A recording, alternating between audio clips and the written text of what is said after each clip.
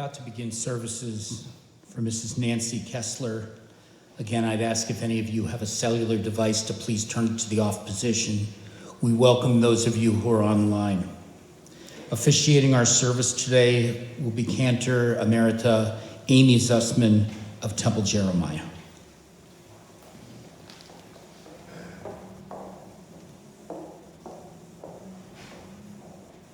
In the book of Genesis, we read that when Jacob heard of the death of his son Joseph, he was so distraught that he tore his garments to show that there had been a tear in the very fabric of his life.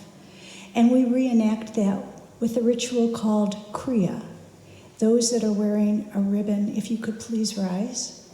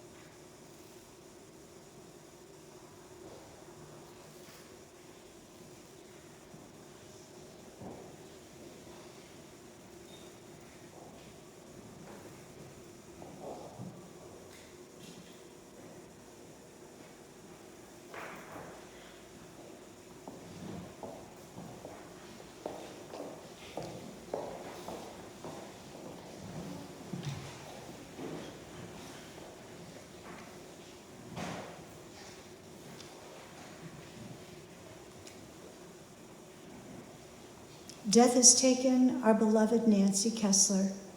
Our friends grieve in their darkened world. In their silence there is lamentation. In their tears there is loneliness. Lost in their sorrow, may they find the presence of loving friends. Hear them, O God, and be with them. For Nancy's love that united us in life and which death cannot sever. For her companionship that we shared along life's path, and which continues through the tenderness of memory, for the gifts of her heart and mind that brought us joy and happiness, and is now a precious remembrance. For all these and more, we give our thanks to God. In this time of grief, we listen to the voice of our sacred scriptures that brings us the ever-new message of God's nearness.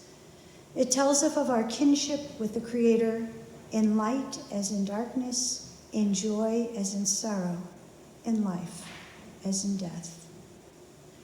Adonai roi lo echsar,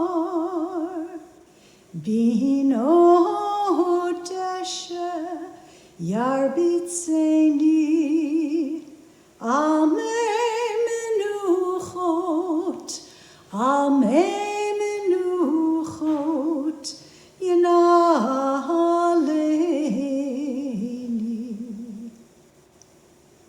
Nafshi shovev yishovev, yancheni v'magle tzedek, yancheni v'magle tzedek,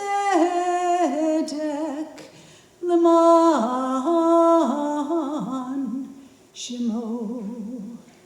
Gam ki lech begeit samavet lo irara ki ata imadi shivtecha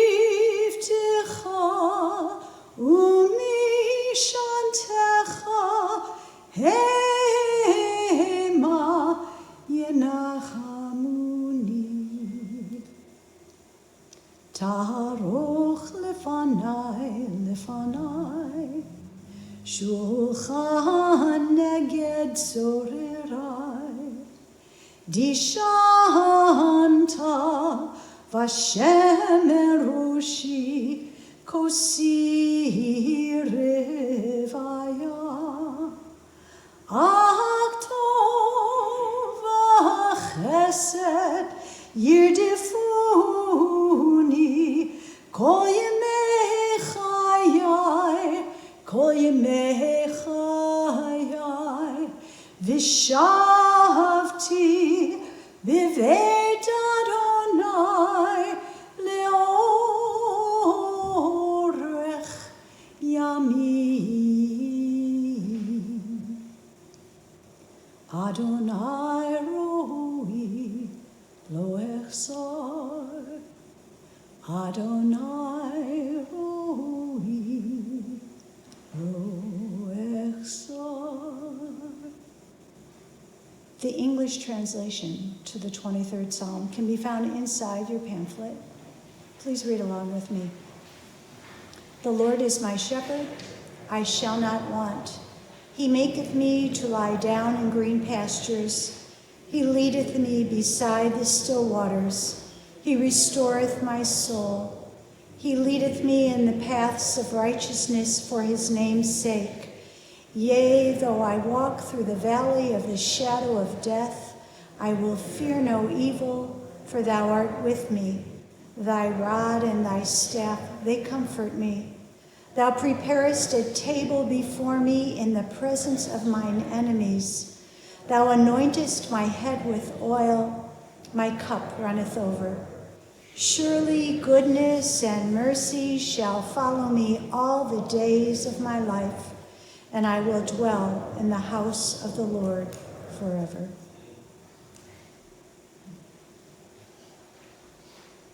From Ecclesiastes, for everything there is a season, a time for every experience under heaven, a time to be born and a time to die, a time to plant and a time to uproot what is planted, a time to tear down and a time to build up, a time to weep and a time to laugh, a time to grieve and a time to dance, a time to throw stones and a time to gather stones, a time to embrace and a time to refrain from embracing, a time to seek and a time to lose, a time to keep and a time to discard, a time to tear and a time to sow, a time to keep silence and a time to speak. She is Gone, a poem by David Harkins. You can shed tears that she is gone, or you can smile because she has lived. You can close your eyes and pray that she will come back, or you can open your eyes and see all that she has left. Your heart can be empty because you can't see her, or you can be full of the love that you shared. You can turn your back on tomorrow and live yesterday, or you can be happy for tomorrow because of yesterday. You can remember her and only that she is gone, or you can cherish her memory and let it live on. You can cry and close your mind, be empty and turn your back, or you can do what she would want. Smile, open your eyes, love, and go on. Let us take a few moments to remember Nancy in our hearts.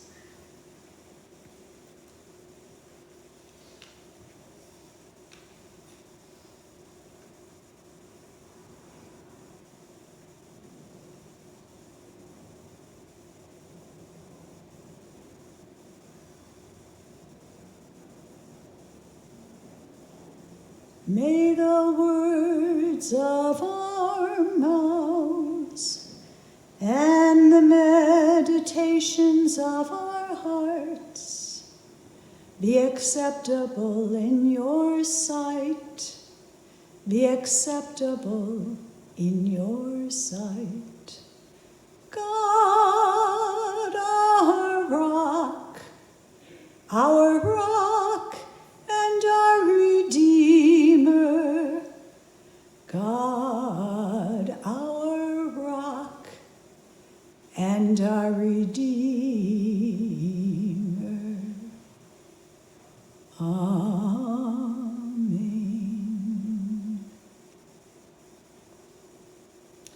It is said that words from the heart go directly to the heart. And who better to share the memory and the stories than Nancy's friends and children and grandchildren? So I would first like to invite her son Bruce to come up and speak some words to us.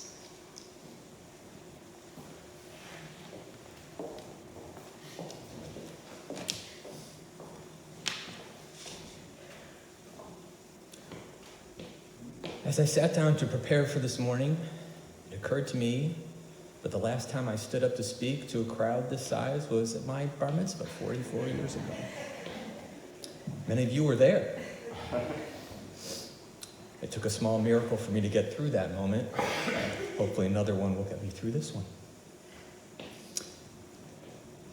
On behalf of Dad and Janet, myself, and our families, I want to thank you for joining us this morning to honor Mom. All of us here today are a testament to a life well lived. I must admit that until Mom got sick, I myself did not realize what a fighter she was. She battled for 4+ years. I won't carry on about rounds of chemo or debilitating vertigo, but it's hard for most to picture having to do both at the same time, even having to relearn how to walk. But battle on she did. She did it for Dad, for us kids, and her grandchildren. And for Eunice and Virginia, whom Mom all but adopted, and without whom none of us could have survived these last few years. But until her battle began, I did not know how much of a fighter she really was. To me, she was Mom. She was there to heal wounds and provide hugs or encouragement or a kick in the butt, depending on what was needed. When I was young, she made you feel safe and accepted, and that was all that mattered. I was clueless as to how much she had touched other people outside of our family. Randy, my girls will tell you I have a terrible memory. And it's not on purpose. It's a coping mechanism, and I use it to forget the bad stuff. Dad was at work, Janet was who knows where, and for me, there was meatloaf at the table at 6 o'clock, so I knew all was going to be okay. And that is the Mom I will remember. In a private moment at the hospital, Mom said to me, "You're going to miss me when I'm gone."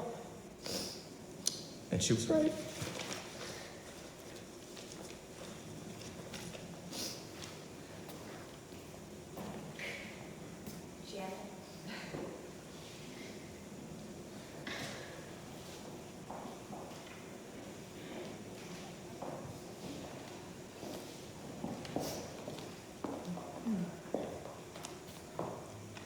In case I don't get through it, I'm gonna have to have Maggie stand here.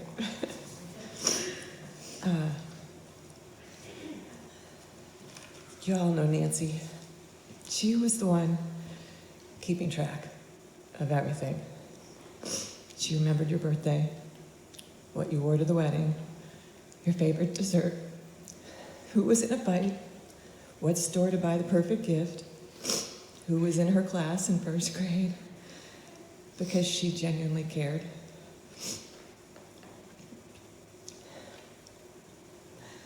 My mom was a class act. She was always in style, and she knew what was hot every season. She was the only mom on the tennis court sporting pigtails.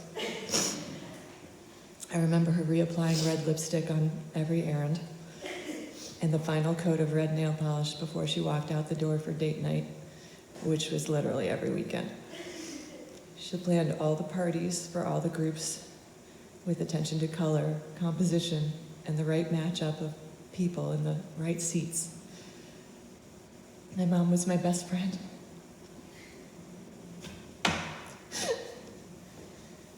She listened, I mean really listened.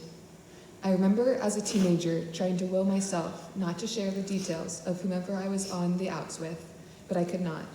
I was always an open book to her. She reserved judgment on my choices and let me learn for myself. She taught me to make my friends part of my family. She packed her love into the gifts she gave. My school lunches she packed with Fritos and M&Ms. The parties she was always planning, the compliments she gave, and her beautiful smile. She was a brave woman, always. She did hard things, like making new friends and trying new things, like square dancing, or archery, or being president of all the clubs. She was brave when she fought cancer. There's a quote by Carla Mills, which she wrote down, and I saw it taped to her desk in her handwriting, and it says, "You never know how strong you are until being strong is the only choice you have."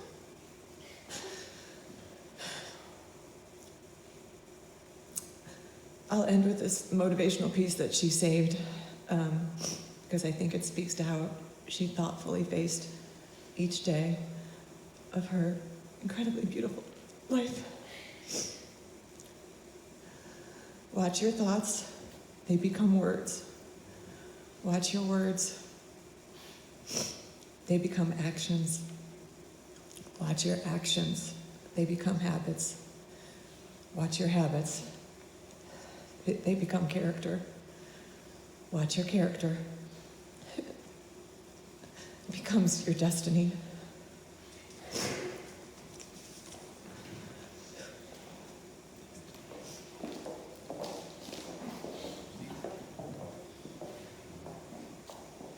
And now her sister Peggy.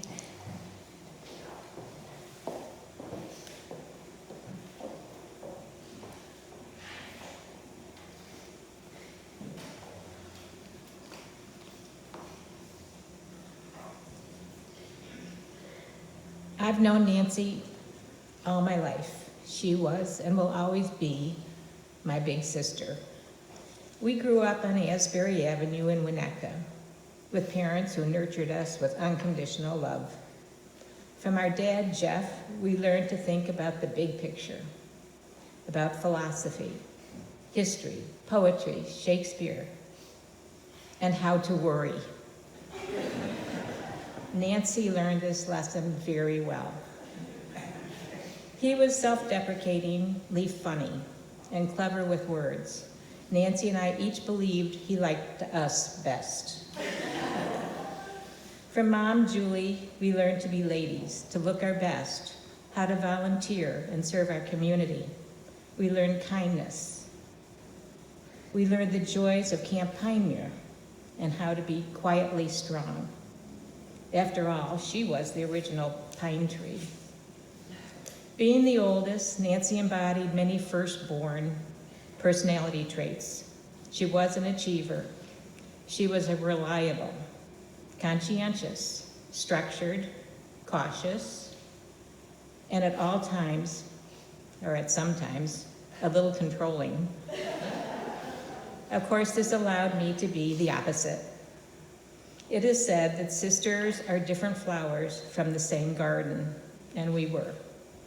I looked up to Nancy, even though she found me to be a complete nuisance. She tolerated me. I smiled because she was my sister, and I laughed because she couldn't do anything about it. But I watched her paint her nails, learn to drive, put on lipstick, go on dates. I envied her for her tiny waist, and I couldn't wait to inherit her blue prom dress. As different as we were as young girls, we became good friends and allies as we grew older. When Nancy went to college, our dynamics changed. She was gone. I was in high school and finding my own way.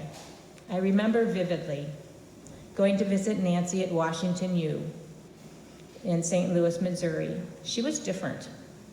She was lighthearted, smiley, and she was in love.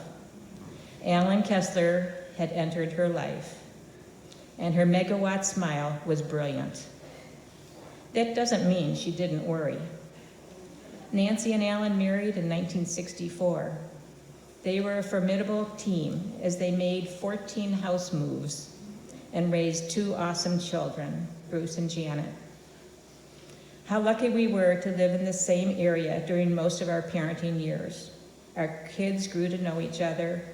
Holidays and family events were spent with Julie and Jeff and Uncle Louie, who lived in the furnace. Nancy and Alan taught us how to celebrate the Jewish holidays and the importance of ritual.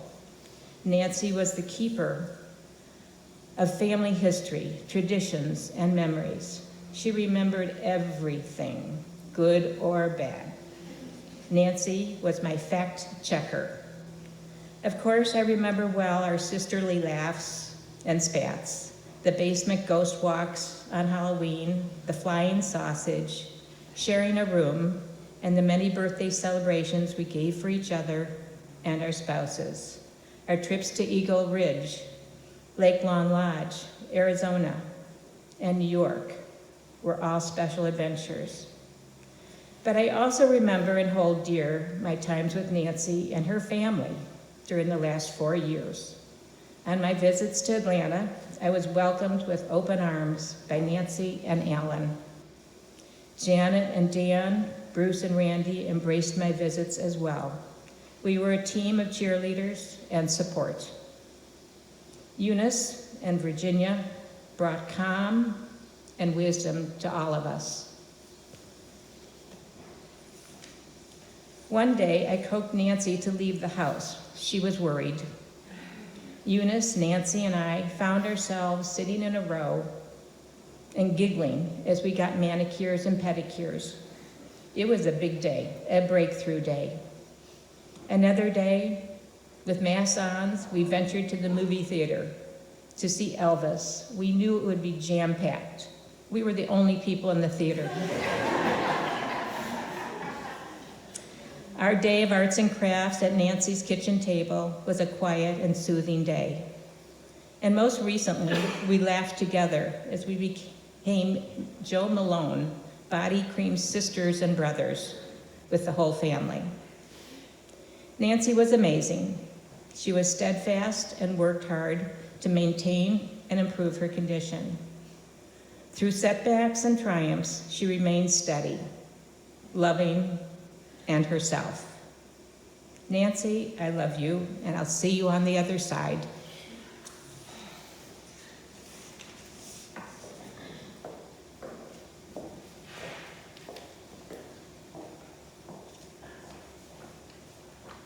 And now I'd like to invite her pride and joy, her grandchildren, Maggie, Claire, David, Haley, and Lindsay.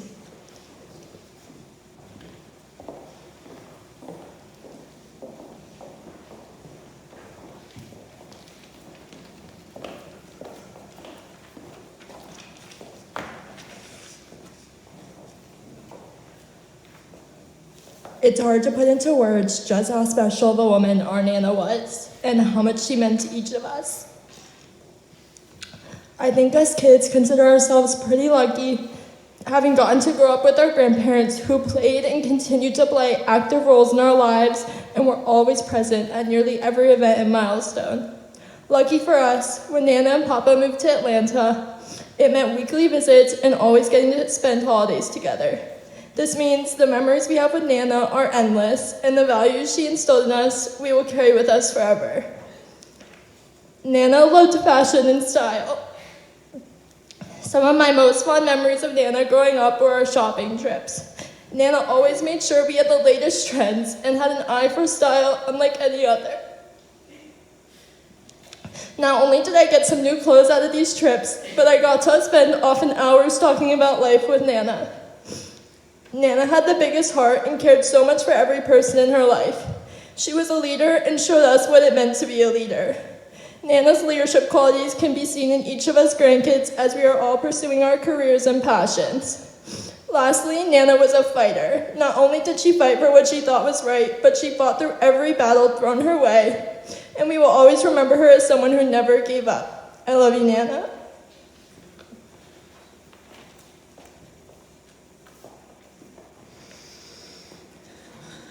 Growing up, I always knew that my Nana was the coolest. She was all the things we remember her as: beautiful, stylish, and always on her A game. I knew how high her standards were, so her approval meant everything to me. And on all of those shopping trips, I just wanted to show her that my taste was every bit as cool as hers. But what made Nana most special to me was that no matter what my age, I always felt like she just got me. She listened closely, asked questions, and knew just where to pick up next time. She'd remember every detail, not just what my friends' names were, but who they were dating. Now I know that it was her ability to meet others exactly where they were that made her so exceptional. I'm thankful to have grown up with Nana as a steady, loving force in my life. Whether it was a dance recital, birthday dinner, or holiday, I could always count on a hug from her. I'll miss her warm presence, her sense of humor that would always catch me by surprise, and the easy conversation we could pick back up anytime. I'll always be grateful for her love.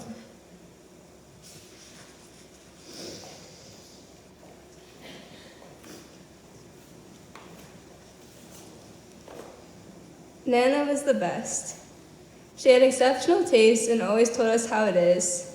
She loved hearing about my latest sorority gossip and comparing my camp stories with the things she used to get away with. She was always there and was never short of a story. She was always with the times, and that trickled down to our shopping trips, making sure I was always prepared. Lots of grandparents make jokes with their grandkids about having holes in their jeans or how cropped their shirts were, but our Nana was the cool and trendy one who bought them for us. She supported us and cheered us on through every high and low in life. She was our biggest cheerleader, and I'm so grateful for the 22 years I got to spend with Nana, and we're all going to miss her so much.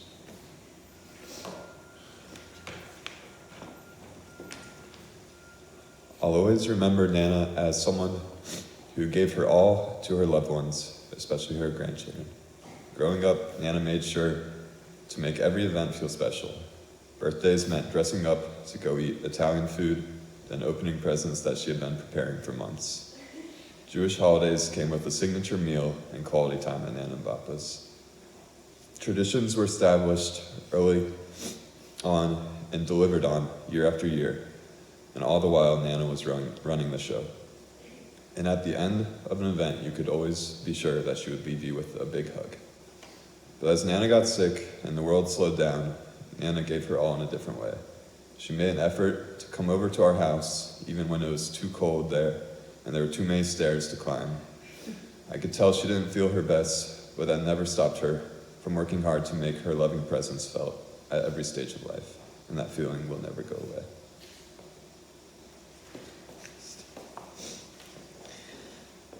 Nana was the one I always tried to impress, not realizing I didn't have to try at all.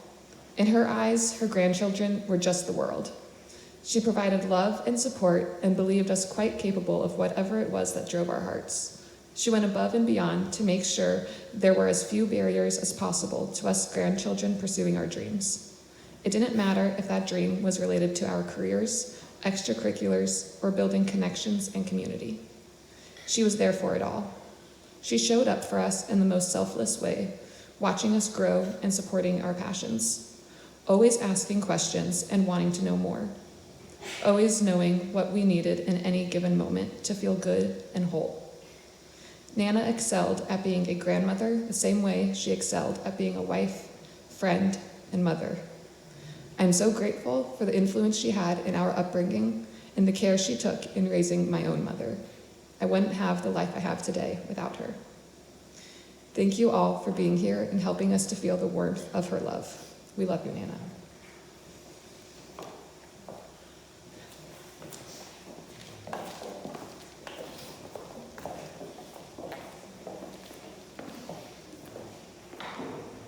I don't know about the rest of you. I'm just so verklempt. It's so beautiful to hear these heartfelt memories and stories and the impact that Nancy had on her children and on her grandchildren and on her sister. It's just beautiful. I'd like to invite now Dennis and Barbara.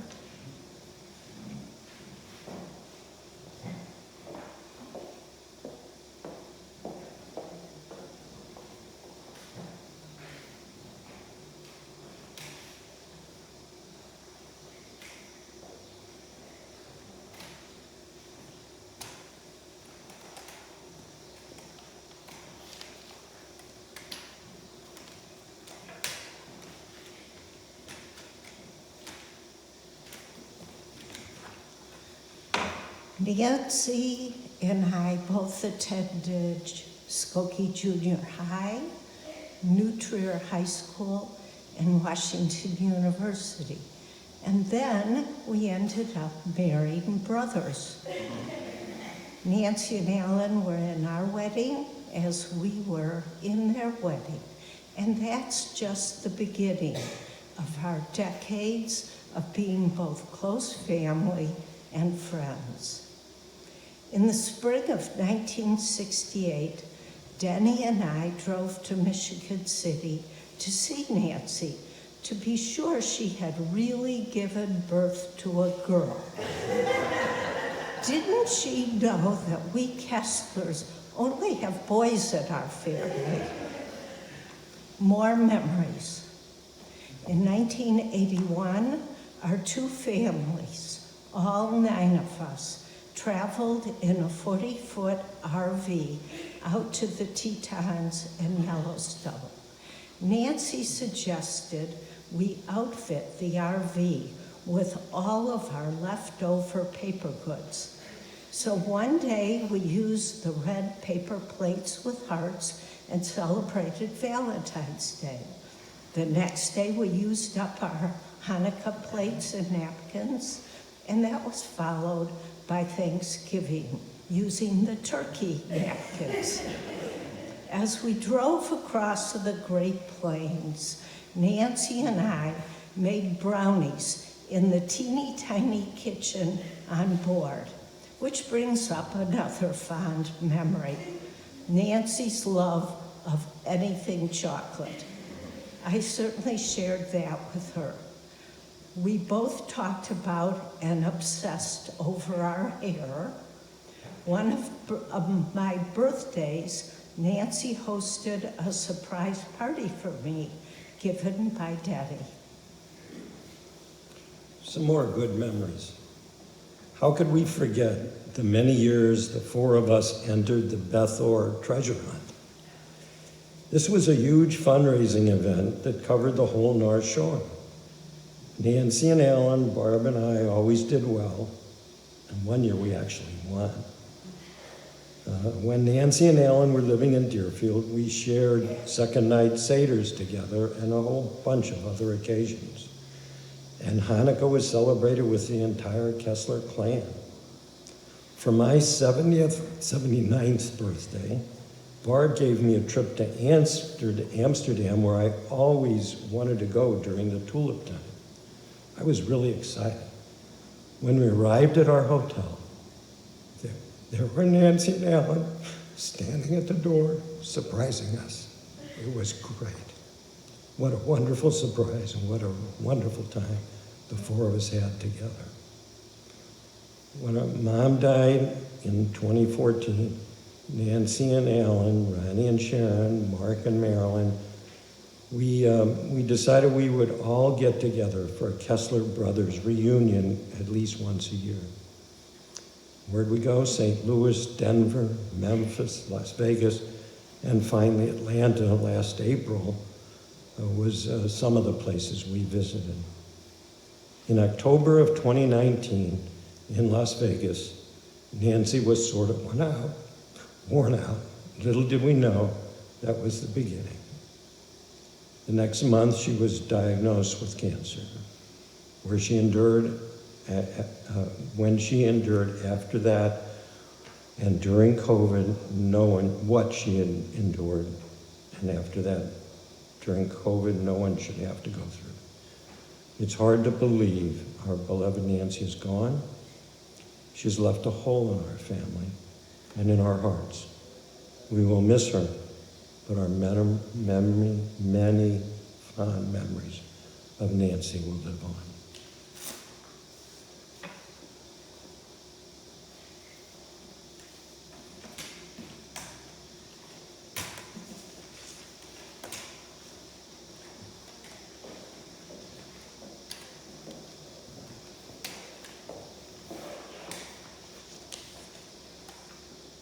And finally, I'd like to invite her dear friend, Myrna Tyson.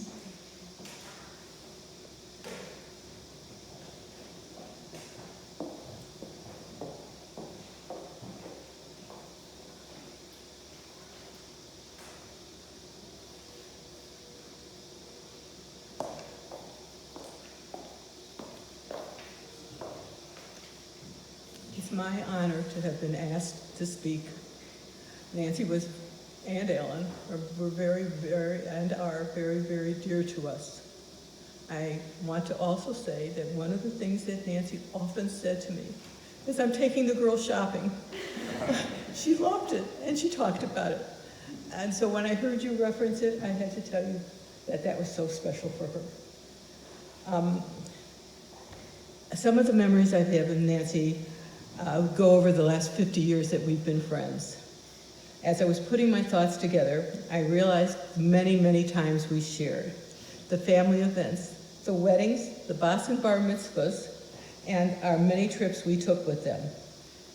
On our trips in the evenings, well, we went to Alaska and we went to Nashville, we went to a few places. Alan and Nancy liked to play hearts at night.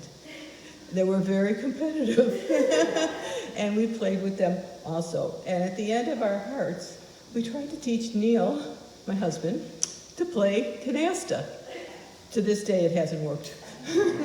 He's not into canasta. Then, of course, the tennis years we've shared with Nancy and Alan. Bannockburn and Ravinia Green. They were great years. Nancy enjoyed playing tennis, and we enjoyed watching her because we all wished we could play as well as she did. She was a champion at tennis and competitive. When I think of Nancy, I think of her smile.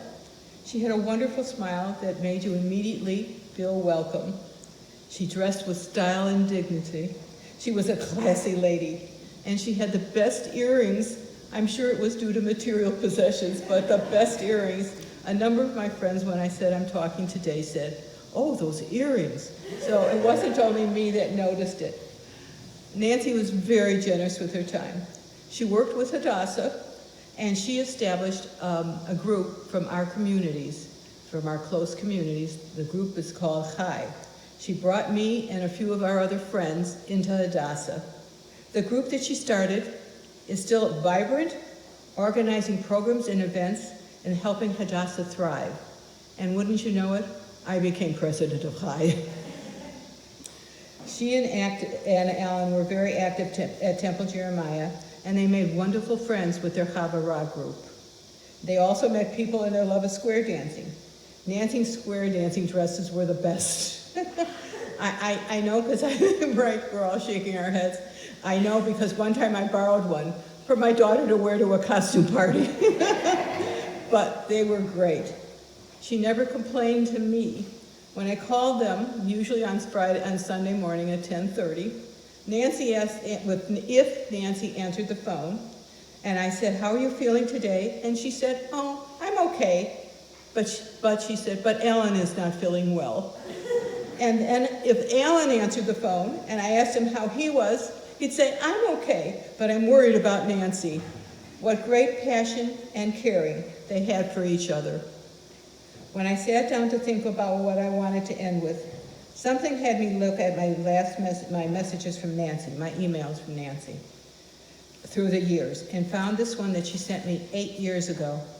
Nancy said in the caption before the information, she said, "I think this is one of the neatest things I have ever read, and to the women I am sending this to, thank you for being you." This is called The Clock. God doesn't give you the people you want. He gives you the people you need to help you, to hurt you, to leave you, to love you, and to make you into the person you were meant to be. I love you all. And now you are all on Nancy's clock. Thank you.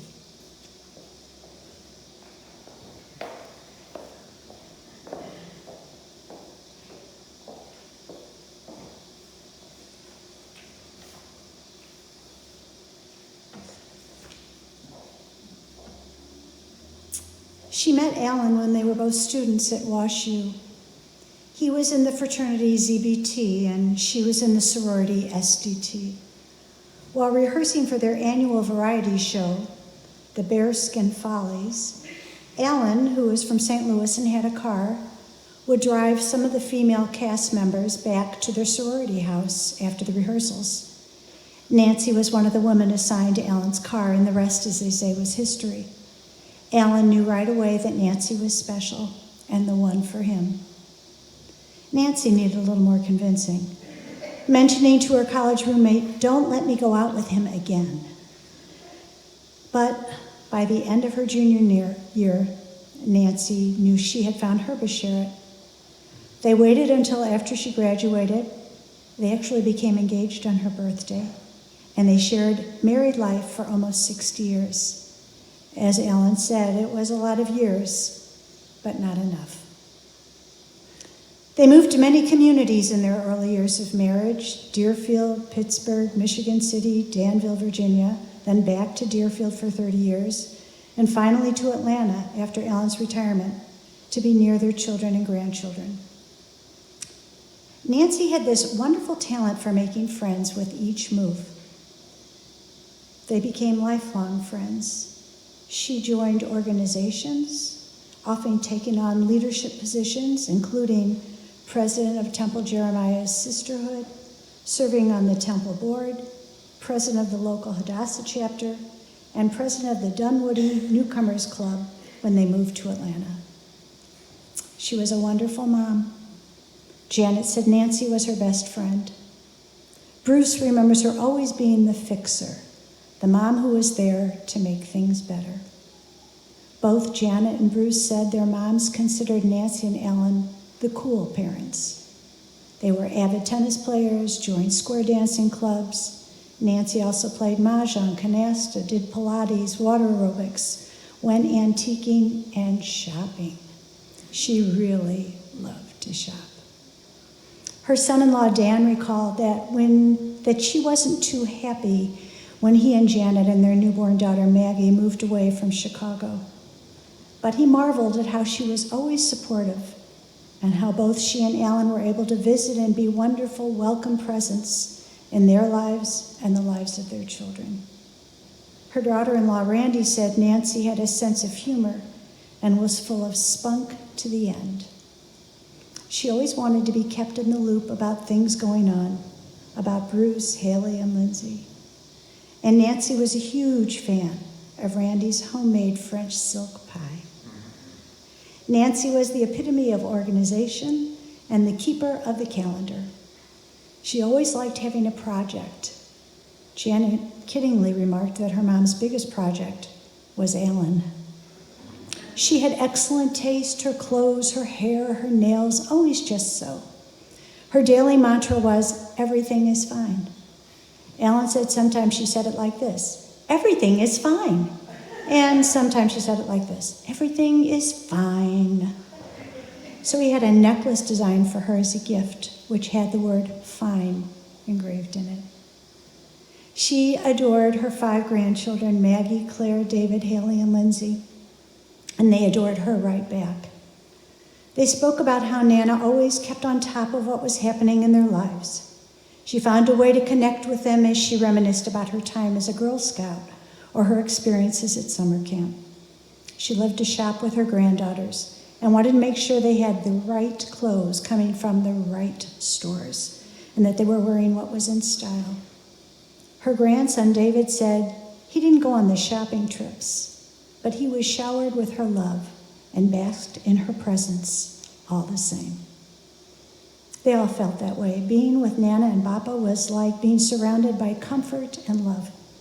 Whether baking cookies, doing puzzles, or just sitting around the table, it was so nice to share time together. Thanksgiving at Nancy and Alan's was gorgeous, especially accessorized with the decorative ceramic turkeys on the table. And the feast was delicious, including Nancy's stuffing and sweet potatoes with marshmallows. Nana assured her grandchildren it was definitely okay to lick the batter when baking, and everything tasted better if it was chocolate. She was straightforward, always said what was on her mind, and not shy about it, endearing to everyone, even charming the medical staff when she was so ill at the end. Her friends were like family to her, from her hairstylist to her best friend from childhood. She had a very special friendship with Eunice in Virginia, who were by her side this past year and a half. They shared a mutual respect. Eunice said that she tried to teach she tried to treat Nancy with dignity, allowing her to always feel in control and make decisions. And Nancy loved her for it. It sounds like the family loved her for it too. Nancy was quite a lady, and she will be missed by everyone lucky enough to have known her. God saw you getting tired, and a cure was not to be. So God put God's arms around you and whispered, "Come to me." With tearful eyes, we watched you and saw you pass away.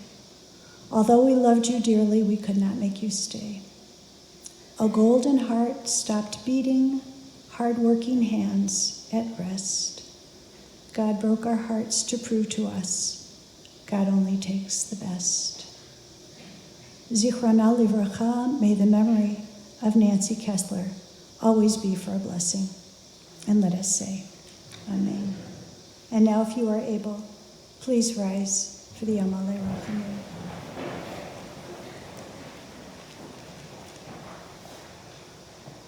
El Malei Rachamim, Shochein Bamromim, Amsei Menucha Nechana, Tachat Kanfei HaShechina, Im Kiroshim Utorim, Kizohar Haraki Asirim, Et Nishmat Hadassah, Shahalcha Leolama, Barachamim, Yastireha Beseter Kenafav Leolamim, Vitzror HaChaim et Nishmata,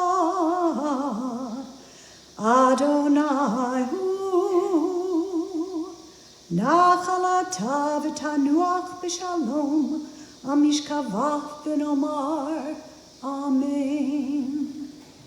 Compassionate God, eternal Spirit of the universe, grant perfect rest in your sheltering presence to Nancy, who has created and entered eternity. O God of mercy, let her find refuge in your eternal presence. Let her soul be bound up in the bond of everlasting life. God is her inheritance. May she rest in peace. And let us say, Amen. May be seated.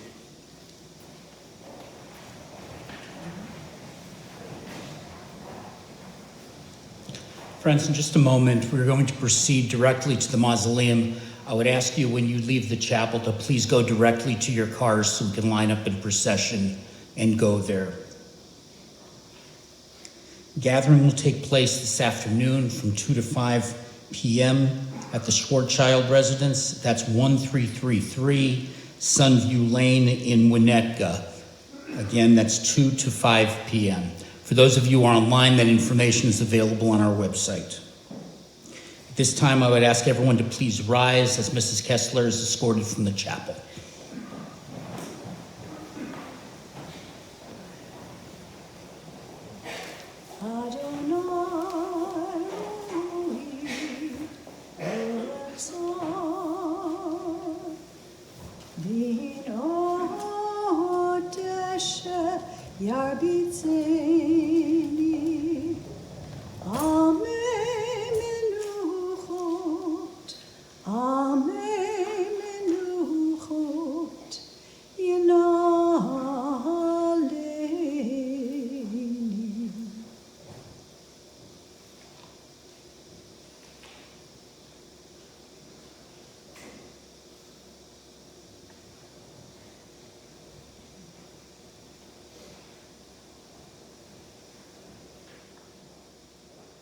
Friends, our service in the chapel is